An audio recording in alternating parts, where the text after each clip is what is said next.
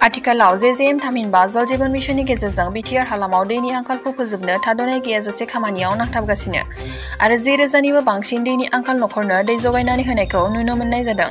बेराफारसेथिं बे जल जीवन मिशननि गेजेरजोंनो चिरां जिल्लानि सिङाव थानाय देबोरगावआव DWACनि बानजायनायावबो जल जीवन मिशननि गेजेरजों आथिखालनि बिटिआरनि हाग्रा बिफाननि मावफुंगिरि सोद्रोमा रनजित बसुमतारी बिथाङा दिनै बेखेवना होयो।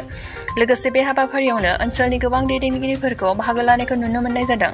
बेनि गेजेरजों ओनसोलनि रायजो राजाफोरा गोग्गो दै लोंनो मोननायनि सुबिदा जासिगोन।